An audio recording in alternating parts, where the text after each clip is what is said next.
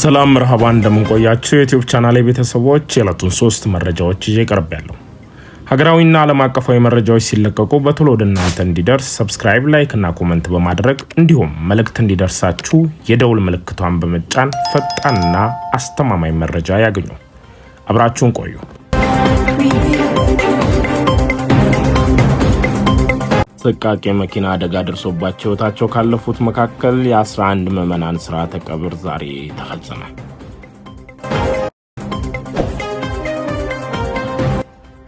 አስደንጋጩ የመሬት መንቀጥቀጥ በሬክተር ስኬል 5.1 ተመዘገበ።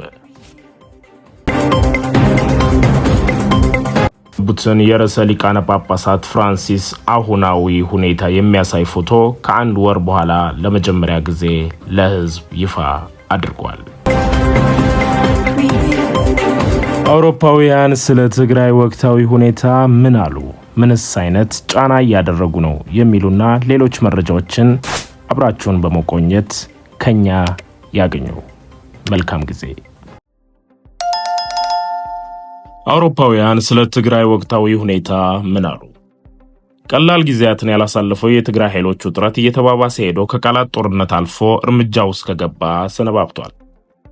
በጊዜያዊ አስተዳደሩ ማለትም በአቶ ጌታቸው ረዳ በሚመራው ቡድንና በህወሓት ማለትም በዶክተር ደብረጽዮን ገብረ ሚካኤል በሚመራው ቡድን መካከል ያለው መካረር ተጠናክሮ በመቀጠል በእነ ዶክተር ደብረጽዮን የተለያዩ የመንግስት መስሪያ ቤቶች ተቆጣጥረው ይገኛሉ። በአዲስ አበባ የሚገኙት የጊዜያዊ አስተዳደሩ ፕሬዝዳንት አቶ ጌታቸው ረዳ የፌዴራል መንግስቱና የዓለም አቀፍ ማህበረሰብ ጣልቃ እንዲገቡ በተለያየ መንገድ ጫና ሲፈጥሩ ቆይተዋል። በዚህም አሜሪካ፣ የዩናይትድ ኪንግደም፣ የኒውዚላንድ፣ የጃፓን፣ የኖርዌይ፣ የቤልጅየም፣ የቡልጋሪያ፣ የቼክ ሪፐብሊክ፣ የዴንማርክ፣ ጀርመን፣ አይርላንድ፣ ግሪክ፣ ስፔን፣ ፈረንሳይ፣ ጣሊያን፣ ሉክምበርግ፣ ሃንጋሪ፣ ኔዘርላንድ፣ ኦስትሪያ፣ ፖርቹጋል፣ ሮማኒያ፣ ስሎቪያ፣ ፊንላንድ፣ ስዊድን ኤምባሲዎችና የአውሮፓ ህብረት ልዑክ በኢትዮጵያ የጋራ መግለጫ አውጥተዋል። በዚህም መግለጫቸው በሰሜን ኢትዮጵያ እየተከሰቱ ያሉ ለውጦችን፣ ሁኔታዎችን እና እየተባባሰ ያለውን ውጥረት በትኩረት እየተከታተሉ እንደሚገኙ ገልጸዋል። እንደ አውሮፓውያን አቆጣጠር ህዳር 2022 የተፈጸመው የግጭት ማቆም ስምምነት ሙሉ ድጋፋቸውን እንደሚሰጡ ደግመው አጽንኦት እንሰጣለን ብለዋል። ይህ ስምምነት የመሳሪያ ድምፅ ጸጥ እንዳደረገም አመልክተዋል። በፍጹም ወደ ሁከት፣ ግጭት፣ ጦርነት መመለስ እንደማይገባ አስገንዝበው ሁሉም ወገኖች ተባብረው አስቸኳይ ውይይት በማድረግ ውጥረቱን በማርገብ ስምምነቱን እንዲጠብቁ አጥብቀው አሳስበዋል። ማንኛውም አይነት ድጋፍ ለማድረግ ዝግጁ እንደሆኑም ገልጸዋል።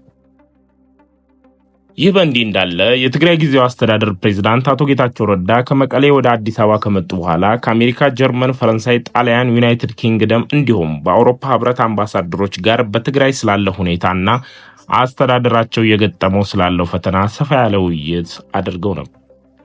በተያያዘ ዜና የካናዳና የሌሎች ሀገራት መንግስታት በትግራይ የሚገኙ ዜጎቻቸው ጥንቃቄ እንዲያደርጉ ውጥረቱም እንዲረግብ አሳስበዋል። ፕሪቶሪያው ስምምነት ተፈጻሚ እንዲሆንና ሁሉም አካላት ማለትም የፌዴራል መንግስቱም ጭምር ውይይት አድርገው እንዲፈቱት የተለያዩ ሀገራት ዲፕሎማቶች እያሳሰቡ ይገኛሉ።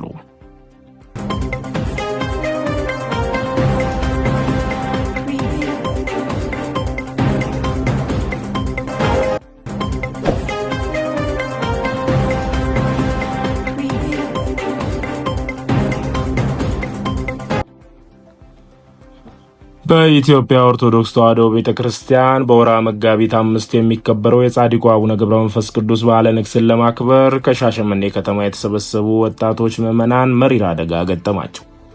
በትላንትናው ዕለት አሰቃቂ የመኪና አደጋ ደርሶባቸው ሕይወታቸው ካለፉት መካከል የ11 ምዕመናን ሥርዓተ ቀብር ትላንት ተፈጽሟል። ወላይታ ዞን ዳሞት ወይዴ ወረዳ በዴሳ ከተማ አካባቢ በደረሰ ከባድና አሰቃቂ የትራፊክ አደጋ እስካሁን ባለው መረጃ መኪናው ፍሬም በመበጠሱ ምክንያት በወረዳው በዴሳ ከተማ ውስጥ በሚገኝ ደሰሳ ወንዝ ተገልብጦ በመግባቱ ነው አደጋው የደረሰው። መኪናው 46 የሻሸመኔ ከተማ ቅዱስ ሚካኤል ቤተክርስቲያን ወጣቶች የያዘ ነበር። በአጠቃላይ በአሁኑ ሰዓት የሟቾች ቁጥር ይህ መረጃ እስከተዘጋጀበት ጊዜ ድረስ 18 ደርሷል። በትላንትናው ማለትም ከትላንት በስቲያ ከአርባ ምንጭ ዝግት አቡነ ገብረ መንፈስ ቅዱስ ገዳም በዓለ ንግሥ ሲመለሱ ወላይታ ዞን ዳሞት ወይዴ ወረዳ በዴሳ ከተማ አቅራቢያ በደረሰው የመኪና አደጋ 14 ምዕመናን ወዲያውኑ ሕይወታቸው ሲያልፍ ከባድ ጉዳት ደርሶባቸው በአቶና ሆስፒታል በሕክምና ላይ ከነበሩት 21 ሰዎች ደግሞ 4ቱ ህይወታቸው ማለፉ ቲክቫ ኢትዮጵያ ከዞኑ ፖሊስ የደረሰውን መረጃ ጠቅሶ ዘግቧል። ዛሬ 11 ማለትም ትላንት ደብረ አሰቦት አቡነ ተክለ ሃይማኖት ቤተክርስቲያን የ6 ሰዎች፣ በልደታ ቤተክርስቲያን የ3 ሰዎች፣ በቅዱስ ዮሐንስ ቤተክርስቲያን በወቅቱ መኪናውን ሲያሽከረክር የነበረው ሹፌርና ታዳጊ ጨቅላ ልጁ በአጠቃላይ የ11 ምዕመናን ሥርዓተ ቀብር መፈጸሙን ከአድባራቱ አረጋግጠ የቄሮቹ ሥርዓተ ቀብርም በልዩ ልዩ ምክንያት በነገው ዕለት እንደሚደረግ ከቤተሰቦቻቸው ማጣራት ተችሏል። በቀብር ሥርዓቱ ላይ በምዕራብ አርሲ ዞን የመንግስት የሥራ ኃላፊዎችና የሃይማኖት መሪዎች እንዲሁም በርካታ ቁጥር ያላቸው የከተማው ነዋሪዎች ምዕመናን ከተለያዩ አካባቢ በዚህ መሪር ሐዘን የተሰማቸው ምዕመናን ተገኝተው የሟቾችን ቤተሰቦች አጽናንተዋል። ነፍስ ይማር።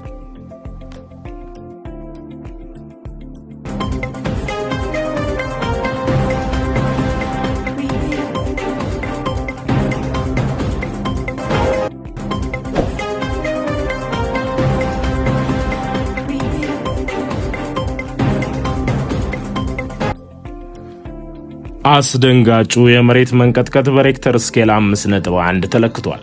ባለፉት ሳምንታት ትንሽ ጋብ ብሎ የነበረው የመሬት መንቀጥቀጥ ዛሬ ጠንከር ብሎ ተሰምቷል። ብዙዎችንም አስበርግጓል።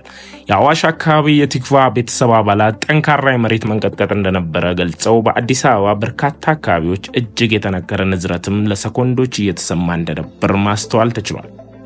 እኛ የተሰማን ከወትሮ የተለየ ነበር ያለው አንድ ቤተሰባችን፣ እንዲሁም በሌላ በኩል ያለሁበት ህንፃ ላይ ከፍተኛ መነቃነቅ ተሰምቶኛል ያለችም አንድ ቤተሰባችን ነበረች። በርካቶች በተመሳሳይ ህንፃ ላይ የነበረውን ስሜት ከፍተኛ እንደነበር ጠቁመዋል። እጅግም አስደንጋጭ ነበር ሲሉም ተሰምተዋል። ከአዲስ አበባ ውጭም በርካታ ከተሞች ላይ ንዝረቱ በደንብ ተሰምቷል። የመሬት መንቀጥቀጡ ከአዋሽ በ50 ኪሎ ሜትር ርቀት ላይ መከሰቱን የአሜሪካ ጂኦሎጂካል ሰርቬይ ጠቁሟል። በሬክተር ስኬልም የመጀመሪያው የመሬት መንቀጥቀጥ ማለትም ሌሊት የተከሰተው 5.1 መለካቱን አመልክቷል።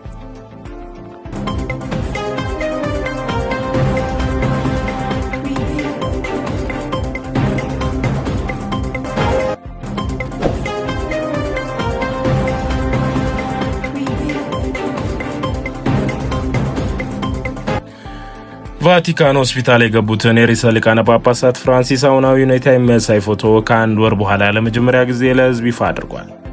ለ2 ሳምንታት ያክል በሳምባ ምች ህመም ሕክምና ላይ ያሉት የሮማ ርዕሰ ሊቃነ ጳጳሳት ፖፕ ፍራንሲስ የመተንፈስ ችግር እንዳጋጠማቸው ቫቲካን አስታውቃለች። ያጋጠማቸው የመተንፈስ ችግር ከህመማቸው ጋር የማይያያዝ እንደሆነም ቫቲካን ገልጻለች። አርብ ዕለት ሳል ካጋጠማቸው በኋላ ተከታታይ ማስታወክ እንደና ድንገተኛ የመተንፈስ ችግር ገጥሟቸዋል ተብሏል። የ88 ዓመቱ አዛውንት እንዲሁም አነጋጋሪው ካጋጠማቸው ትውከት በኋላ ሳንባቸው ላይ ያለው እብጠት በመጠን እንደጨመረ እንደነበር ገልጾ አሁን ለመተንፈስ የሚያግዛቸው ጋዝ በፊት ጭምብል ተገጥሞላቸዋል ተብሏል። የቫቲካን ምንጮች እንደተናገሩት ፖፑ ባጋጠማቸው የመተንፈስ ችግር የከፋ ሁኔታ ገጥሟቸው እንደሆነ ለማወቅ ዶክተሮቹን ከ24 እስከ 48 ሰዓታት ያስፈልጋቸዋል ብለዋል። የሮማ ርዕሰ ሊቃነ ጳጳሳት ፖፕ ፍራንሲስኮ በድንገታዊ ሁኔታ እንደሚገኙ ተገለጸ። የሮማ ርዕሰ ሊቃነ ጳጳሳት ፖፕ ፍራንሲስ ደም ተሰጥቷቸው በሕክምና ከተደረገላቸው በኋላ ሰላማዊ ሌሊት እንዳሳለፉና እረፍት ማድረጋቸውን ቫቲካን አስታውቃ ነበር። ከዚህ በፊት በነበረ ዜና ቫቲካን ቃል አቀባይ ማቴዎ ብሩኒ ዛሬ ጠዋት በሰጠው መግለጫ ፖፕ ፍራንሲስ ጠዋት እንደተነሱ ወይም ቁርስ ስለመመገባቸው አልጠቀስም፣ ነገር ግን ሌሊቱ በሰላም አልፏል፣ ጥሩ እረፍት አድርገዋል ነው ያሉት። ፖፕ ፍራንሲስ በመተንፈሻ አካላት ላይ ያጋጠማቸው ህመም ለመቋቋም ኦክሲጅንና ደም መውሰዳቸውን ገልጸዋል። 88 ዓመቱ ፖፕ ፍራንሲስ ሁለቱም ሳምባቸው በኒሞኒያ የሳምባ ምች በመጠቃቱ ከአንድ ሳምንት በፊት ሆስፒታል ገብተዋል። ቫቲካን ቅዳሜ ምሽት በሰጠችው መግለጫ እንደተገለጸው ቅዱስነታቸው ተጨማሪ ደም መውሰዳቸውን ገልጻለች። ሆኖም ከትላንት ይልቅ ሰላማዊ ሌሊት እንዳሳለፉና እረፍት ማድረጋቸው ተገልጾ ነበር። ባለሙያዎች እንደሚሉት የሮማ ጳጳስ ፖፕ ፍራንሲስ ሁኔታ ከእድሜ ከድካምና ቀደም ሲል ከነበራቸው የመተንፈሻ አካል ችግር ጋር ተዳምሮ የጤና መቃወስ አጋጥሟቸዋል። በወጣትነት ዘመናቸው ባጋጠማቸው የሳምባ ምች ምክንያት የተወሰነው የሳምባ ክፍላቸው ተወግዷል። በጣም አደገኛ ነው በተባለው ህመማቸው ምክንያት የሕክምና ሂደት በጥንቃቄ እየተደረገላቸው እንደሚገኝ ገልጸው ነበር። ዘግይተው የወጡ መረጃዎች ደግሞ ፖፕ ፍራንሲስ መናገር መጀመራቸውንም ገልጸው ነበር። ይህ ቀደም ብሎ የተዘገበ ዜና ሲሆን ርዕሰ ሊቃነ ጳጳሳት ፍራንሲስኮ ታሞ ሆስፒታል ከገቡ ከአንድ ወር በኋላ ለመጀመሪያ ጊዜ ሐምራዊ ቀለም ያለው የአብይ ጾም ስርዓተ ቅዳሴ ካባ ለብሰው በሆስፒታሉ ባለው ጸሎት ቤት ፊት ለፊት በዊልቸር ተቀምጠው የሚያሳይ ምስል ነው ዛሬ ያሰራጨው። በቅዳሴው ስነ ስርዓት ላይ ከሌሎች ካህናት ጋር እየተሳተፉ መሆኑን ቫቲካን የገለጸ ሲሆን በፎቶ ላይ ግን ሌላ ማንም አይታይም። በዚህ ሳምንት ሐኪሞቻቸው ጳጳሱ ለህይወት አስጊ በሆነ ሁኔታ ውስጥ እንዳልነበሩ ተናግረዋል። ነገር ግን ከእድሜና እንቅስቃሴ እጦት እንዲሁም ከሳምባቸው ጋር በተያያዘ ህመማቸው ውስብስብ እንደሆነ አጽንኦት ሰጥተዋል።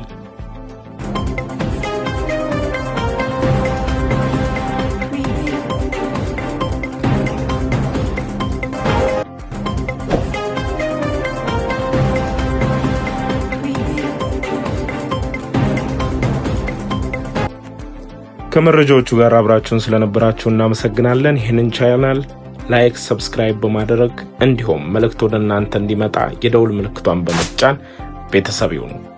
መልካም